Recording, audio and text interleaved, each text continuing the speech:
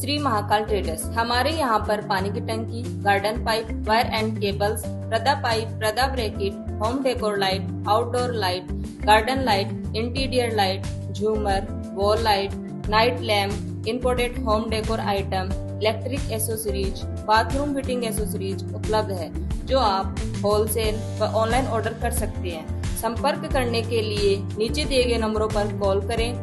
दोस्तों नमस्कार। दोस्तों, वार्ड के विकास की कहानी को जानते हुए, वार्ड पार्षदों से जानकारी लेते हुए अब हम पहुंच गए वार्ड नंबर 29 में, जहां से पार्षद है सतपाल जहांगीर। मैं आपको बता दूं, वार्ड नंबर 29 में बड़ा ही जबरदस्त चुनाव हुआ था। इनके सामने एक दिग्गज नेता सुरेश भुक्कर चुनाव लड़ रहे थे। उनको बड़ी जबरदस्त टक्कर देते हुए इन्होंने 25 वोटों से जीत हासिल की थी। ये एक बहुत बड़ा काम इन्होंने करके दिखाया था, क्योंकि सुरेश भुक्कर समाज सेवी भी हैं, राजनेता भी हैं और वार्ड में उनकी पकड़ भी रही है। लेकिन उनको हराना, एक ये कहीं ना कहीं इनकी खासियत, इनका मिलनसार व्यवहार, इसी वजह से इन्होंने ये बाजी मारी है। वार्ड में इन 5 सालों में इन्होंने क्या क्या काम किए हैं, वार्ड के विकास के लिए इन्होंने क्या किया है, वो सब इन्हीं की जबानी जानते हैं। सतपाल जी, पीजीएन टाइम्स चैनल में आपका स्वागत है। बहुत बहुत धन्यवाद प्रदीप जी। सतपाल जी, विकास वार्ड में जो आपने करवाए हैं, सिलसिलेवार आप जनता को बताएं। शुरुआत करते हैं सड़कों से। तो आपने वार्ड में कहाँ कहाँ कौन कौन सी सड़कें बनवाई है, वो जरा आप जनता को बताओ। पिछले 5 साल में मैंने वार्ड में 7 से 8 सड़कें मेरे वार्ड में नई बनी हैं, जो कि इलेक्शन जीतने के बाद में सबसे पहले मेरे वार्ड में पहली जब NIT नगर पालिका में निकली तो 2 सड़कें स्वीकृत हुई। पहली सड़क राजेश नाथवाल के घर से लेकर जय सैनिक स्कूल रोड माँ भारती स्कूल तक, और दूसरी खेतरी रोड पर जगदीश जी वर्मा के घर से लेकर ओम प्रकाश जी शर्मा पुलिस विभाग में नौकरी करते हैं, उनके घर तक। ये दोनों सड़कें पहले साल में स्वीकृत हुई और दोनों सड़कें मैं नाली साथ में, और मैंने ये दोनों सड़कें बनवाई। उसके बाद में विकास का काम अनवरत चलता रहा। उसके बाद में मैंने जो सड़क बनाई वो हमारे शमशान भूमि के सामने कॉलोनी है, उसमें जहांगीर गेस्ट हाउस से लेकर और सुशील जी जहांगीर के घर तक काफ़ी चौड़ी गली थी, काफ़ी पुरानी समस्या थी उसमें जल भराव की, वो मैंने नई सड़क वहाँ बनाई। उसके बाद वार्ड नंबर 29 में ही हमारे जगदीश जी की जो रोड मैंने पहले बताई, उसके आगे चलती हुई एक सड़क थी शांति देवी सैनी से सतवीर जहांगीर के घर तक, फिर वो सड़क बनाई। उसके बाद में मुख्यमंत्री बजट घोषणा में भी कुछ सड़कें शहर में स्वीकृत हुई, जिसमें मेरे वार्ड में भी लगभग 36 लाख का बजट स्वीकृत हुआ, जो मैंने अनिल गोयल के गोदाम से लेकर पूरे मोहल्ले में होते हुए और दर्शन जी चौधरी के घर तक मैंने वो सड़क 36 लाख का जो कार्य था वो संपूर्ण करवाया। उसके बाद में नगर पालिका से शमशान भूमि रोड से लेकर महावीर नाई के घर तक लगभग 17 लाख रुपए का मेरी और रोड एक स्वीकृत हुई, वो मैंने बनवाई। इस दौरान मेरे वार्ड में चिड़ावा की प्रसिद्ध शमशान भूमि भूतनाथ सेवा समिति भी पड़ती है, जहाँ पर बारिश के अंदर शव यात्रा जब जाती है तो बारिश अगर हो रही होती है तो वहाँ लकड़ी लाने में और सौदा करने में काफ़ी परेशानी का सामना करना पड़ता था। तो वहाँ भी मैंने लगभग 13 से 14 लाख रुपए की इंटरलॉक सड़क, जो लकड़ी वाला गोदाम है वहाँ से लेकर सामने भूतनाथ मंदिर तक मेन गेट से लेकर, वो भी मैंने करवाई। इस प्रकार से ये विभिन्न सड़कें मैंने बनाई। इसके अलावा 6 से 7 गलियों में कहीं पहले नाली थी नहीं या सड़क भी नहीं थी, नाली बनाई, पहले सड़कें बना दी गई पिछले कार्यकाल में, जिसमें नाली साथ में नहीं बनाई गई, तो वहाँ पानी निकासी की समस्या थी, तो वहाँ भी मैंने 6 से 7 गलियों में नई नालियों का निर्माण करवाया। इसके अलावा मैंने जब नगर पालिका का हमारा कार्यकाल शुरू हुआ इस सत्र का, तो शौक थी क्योंकि मेरे वार्ड में सीवरेज की व्यवस्था भी हुई नहीं है। सेकंड फेज में हमारे वार्ड का नंबर है, तो काफ़ी गलियों में पानी निकासी की समस्या रहती है, इस वजह से आपस में विवाद होते थे। तो मैंने सोखती कुई के टेंडर करवा के लगभग 13 से 14 सोखती कुई भी मैंने अपने वार्ड में बनवाई। जैसा कि चिड़ाव में पानी की हर जगह समस्या है, हर वार्डों में समस्या है, आपके वार्ड में भी समस्या आई होगी पानी के लिए, वो समस्या आपने वार्ड की कैसे दूर की? मेरे वार्ड में पीने के पानी के लिए 3 ट्यूबवेल से मेरे वार्ड में सप्लाई है, जिसमें एक भूतनाथ सेवा समिति के सामने है, एक सूरजगढ़ रोड पे है और एक पावर हाउस के सामने। तो तीनों कुओं से मेरे वार्ड में सप्लाई होती है। तो सूरजगढ़ रोड पे भूतनाथ सेवा समिति वाला जो ट्यूबवेल है उसका पानी थोड़ा कम हो गया, उस वजह से वहाँ थोड़ी पानी की दिक्कत होने लगी। तो अपने वाटर वर्क्स में आईएन आए थे विजय जी कल्याण, ये उस समय की बात है। तब मैंने उनसे निवेदन करके और एक एसआर टंकी जो होती है, राज्य सरकार के प्रस्ताव राज्य सरकार ने मांगे थे एसआर टंकी के लिए, तो मैंने उनसे निवेदन करके, वो बहुत ही अच्छे नेत्र के व्यक्ति थे, मेरे वार्ड में एक एसआर टंकी का स्वीकृति उन्होंने राज्य सरकार से करवाई, जिसका टेंडर भी हो चुका है और अब नवरात्रि आगे आने वाले हैं। उसका मेरे सुनने में आया कि नवरात्रा में उसका काम अब शुरू हो जाएगा। तो ये टंकी भूतनाथ सेवा समिति की जो जगह है उसके अंदर बन रही है। जैसे ही टंकी का निर्माण हो जाएगा उसके साथ 2 ट्यूबवेल भी और पंप हाउस भी साथ में है।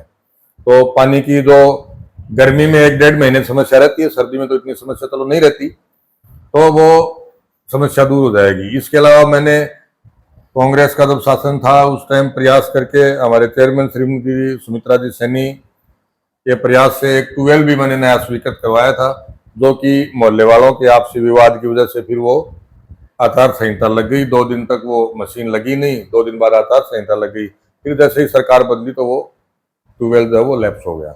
लेकिन अब ऊंची वाली टंकी बनने के बाद में मेरे वार्ड में पानी की किसी को भी कोई समस्या रहने वाली नहीं। आपके वार्ड में कचरे की क्या समस्या है? जैसे रोड पे कचरा या नाली में कचरा, नाली वगैरह साफ होती है रोज? मेरे वार्ड में वैसे मेरे वार्ड को 3 हिस्सों में बांटा जा सकता है। एक शमशान भूमि के भूतनाथ समिति के सामने जो कॉलोनी है वो, जिसको शिव कॉलोनी बोलते हैं, शिव कॉलोनी 2 पार्ट में है, एक खेतरी रोड के बाजू में लगती हुई, एक शमशान भूमि के सामने और एक सूरजगढ़ रोड से डालमेन ढाणी के बीच। तो नाली की समस्या मेरे वार्ड में एक मुख्य नाली है जिसकी मेरे समस्या रहती है।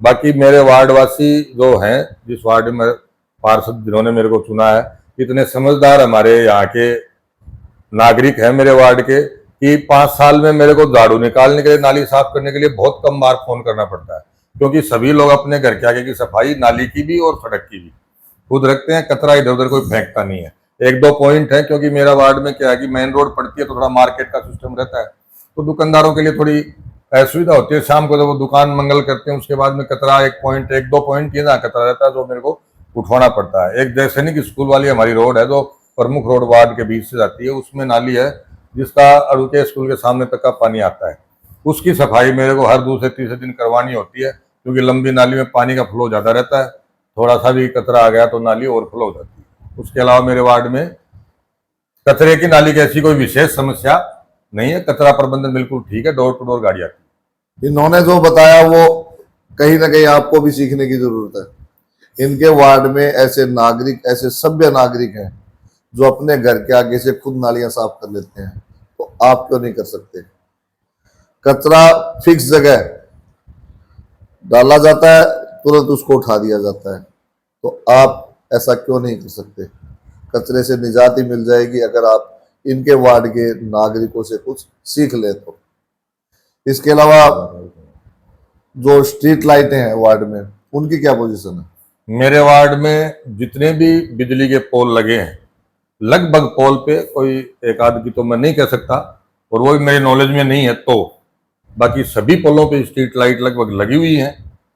कई जगह तो ऐसा भी है कि बिजली का पोल नहीं है तो भी नगर पालिका ने अपने टेंडर के अंदर पोल और वायर, पोल गड़वा के वायर खचवा के स्ट्रीट लाइट लगाई हुई है। नहीं, वो जलती भी है क्या रात को? नहीं, बिल्कुल जलती हैं स्ट्रीट लाइटें। वैसे तो स्ट्रीट लाइट क्या रूटीन का वर्क है, खराब होती रहती हैं, लेकिन जैसे ही नगर पालिका में सूचना देते हैं, बिजली विभाग के जो इंचार्ज कहें या उनको आप टैकल करने वाला मान लो राहुल सैनी, जो नगर पालिका ने कर्मचारी लगा रखा है, हमें नगर पालिका में रजिस्टर में कोई शिकायत दर्ज करने की आवश्यकता नहीं पड़ती।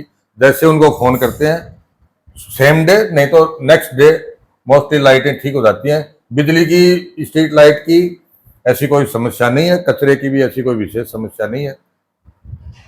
गहलोत सरकार ने पट्टों में बहुत ज्यादा छूट दी थी और एक कैंप के जरिए लोगों को फायदा पहुंचाने की कोशिश की थी। आपने अपने वार्ड में लोगों को पट्टे बनवा कर कितने दिए, कितना फायदा लोगों को दिया आपने? प्रदीप जी, मैं आपको बताऊं, 2021 में इलेक्शन था, 2021 के अक्टूबर में अभियान शुरू हुआ था और लगभग चुनाव तक अभियान चला। अप्रोक्सीमेट 2 से 2.25 साल तक अभियान चला। गहलोत सरकार के समय में दरों में काफी छूट आई थी।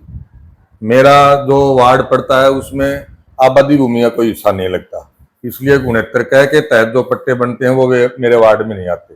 मेरा वार्ड एग्रीकल्चर लैंड में आता है। तो आवासीय की जो दर थी वो 100 रुपये वर्ग मीटर थी और कॉमर्शियल की दर थी वो भी लगभग 450 रुपये के आसपास ही थी, क्योंकि कॉमर्शियल में कई मत जुड़ते हैं तो वो पट्टे की साइज के हिसाब से कम ज्यादा होते रहते हैं। लेकिन इतनी कम दरें थी, उस वजह से मेरे वार्ड में जिस जो पट्टा बनवाना चाहता था, वो चाहे आवासीय था या कॉमर्शियल था, चुनिंदा व्यक्तियों के अलावा जिनकी फाइलों में दस्तावेजों की बहुत ज्यादा कमी थी, उनके अलावा शायद ही ऐसा कोई घर बचा हो जिसका पट्टा नगर पालिका चुनाव के द्वारा न बना के दिया गया हो।